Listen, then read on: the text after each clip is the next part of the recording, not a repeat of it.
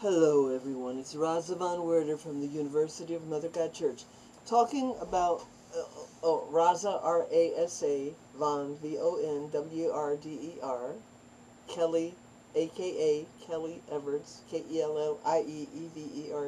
Look up Kellie Everts, the lady who strips for God and dances to save men's souls, kellieeverts.com, and look up Woman, Thou Art God, the University of Mother God Church, my website, and look up my books under RASA VON WERDER and Kellie Everts on Lulu.com, Amazon, Barnes & Noble, Blurb, and iUniverse. I got all kinds and more. I have more blogs and websites as well, so just look up under my name. You know, I'm on Wikipedia. Look me up. Talking about Reverend Verna Talbot, how when I tried to leave her, she put death curses on me twice. Now I'm going to tell you how it ended up. I survived the death curses.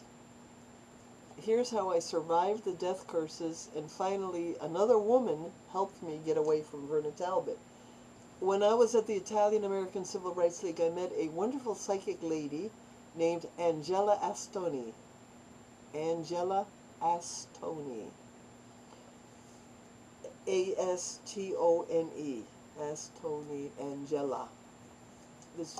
And she was willing to do a reading for me, a psychic reading. And I told her about Reverend. She said she saw me all in light. All I was light, light, light. She saw me swimming in light. I became light. I was light. It was beautiful, beautiful psychic reading. And then I asked her about Verna Talbot, and she said, she's got you under control. And I said, yes, she does. And I'm afraid of her, because I tried to leave her twice, and she put death curses on me, and I could have died. But Angela Stoney told me something, I don't know what it was. It was like, don't be afraid. I will help you. I will protect you this time. She's not going to kill you. She's not going to put another curse on you. And she finished the reading, and I really appreciated it. She was a wonderful lady, and it was great. It was wonderful. And I wrote a letter to Reverend, it was exactly 6 years. She told me I would get everything I could out of her spiritually within 6 years. It was 6 years. I sent her a letter of resignation. I've done all that I want to do under the One World Light Church. This is my resignation. I'm out. And she tried to call me. When I heard it was her voice, in those days you didn't have like messages or anything. You couldn't tell who was calling. So you'd have to pick up the phone every time it rang. So I picked it up. It was her. I put it down. I didn't talk to her. Because I knew all she'd do was bust my chops. Harass me, you know. So I didn't want to be harassed. I want to be left. Leave me the fuck alone. You put 2 death curses on me. I've had enough. I've had enough. You've used me enough. I've had enough. I got whatever I needed out of you. I'm done. Okay, now let me tell you that I did receive the thing that I wished for, the thing that I wanted, and how it happened in this situation. Years went by. I had a friend of mine in New York City, went to California, and somehow bumped into her. I don't know how. I don't know how. It was a lady. And she bumped into Reverend Verna Talbot, and Reverend Talbot said to her, I'm dying. I wish I had some of that light I gave to Kellie, because I could use it now. Apparently the light left her. I don't know. Maybe the light left her because she tried to kill me. That could happen, couldn't it? You try to kill some? What did I do? What did I do that deserved death? All I did was I tried to leave her, and she put a death curse on me twice. And it actually could have come true each time. It was serious. So maybe she was, the light left her because God was punishing her. Couldn't that be? Couldn't that not be? So she was like on her deathbed, and she says like, she said she was in really bad shape. The light had left her. She says, I wish I had some of that light I gave to Kellie. And my friend said, call her, contact her. I says, no. She's lying. She just wants to get me sucked in to give her money again. I'm not going to call her. I'm never going to call her again. Never. One day I'm in my apartment in Brooklyn and I'm lifting weights, which I'm doing constantly. I do today. I lift weights a few times a week. I lift weights all the time. That's the only way you can look good. Young or old, it's the only way you can ever look good is lifting weights. Or exercising, you know, like a maniac. And all of a sudden, the room filled with white light. The whole room. The whole room. And I heard a voice from the light saying, "Promise me you will help humanity." What? Promise me you will help humanity. You know, the voice was like all around me, but I could hear it. A voice. Promise me.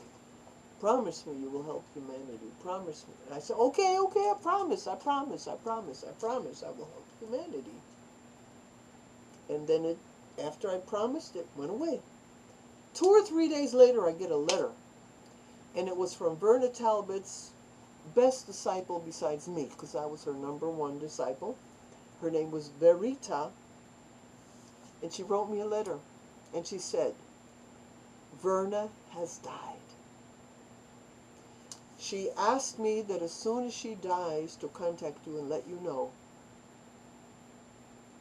She was very impressed with the Real People show." Because on the Real People show I mentioned her name and that I was affiliated with her. She was impressed with that. And she wanted you to know, me to let you know that she passed away. Now, in spite of everything, the white light that filled the room,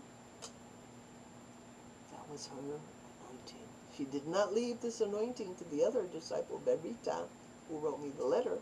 She left it to me. Me. Because I deserved it. I earned it.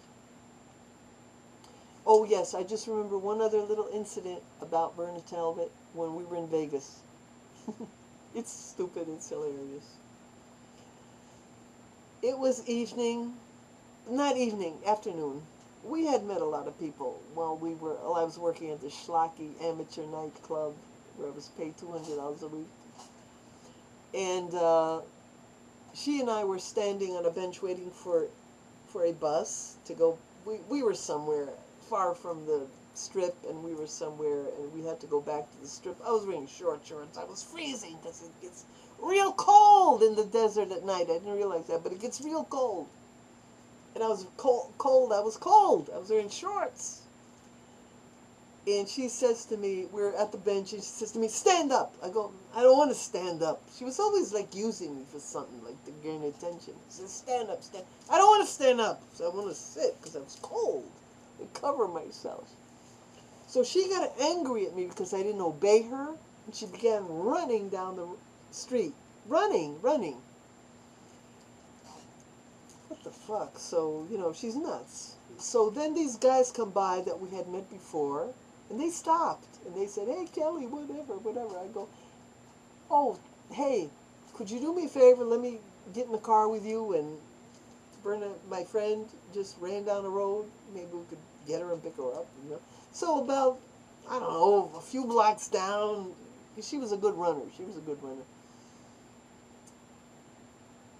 We ran into her. We came in. We come upon her, and we stop and go, "Okay, let's go. Let her get in the car." So she got in the car, So then later she said to me, "Well, I knew psychically these guys were going to come by, and I wanted you to stand up so they'd see you."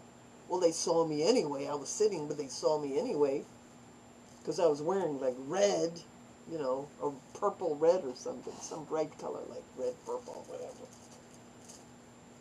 She humiliated me so badly. She said, "For disobeying me, you have to kneel, kiss my hands, and give me $25. And I did it. That's how desperate I was to make sure I received the anointing. So that's about it for Verna Talbot. I think I told you most of the highlights, the main highlights. She humiliated me. She used me. She manipulated me. But I got the anointing. I endured 2 years with the fake yogi. I endured with her 6 years. 6 years. I was only a year in the apartment with her, living with her, and the rest of the time was by phone or whatever. But I received what I set out to receive, was the anointing of God from her. All right, so now, as a P.S., she always said she would rise to heaven immediately upon dying, and she would be a great light in heaven, and she would take all her light with her, and nobody would get her light. She would take it with her. Ha, ha, ha. She died, all right. When she died, I ministered to her in purgatory. I saw her state in purgatory. She was by no means perfect and pure and went straight to heaven. By no means. She was in purgatory for 3 years. 3 years. 3 years. My father was in, to make a comparison, less than that. It was 2 years and 7 months. She was in for 3.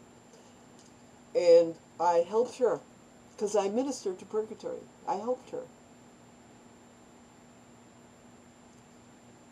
I don't know what else to say. Those are the highlights. I'm sure there's plenty more I'll remember later, but those are the highlights. To be continued.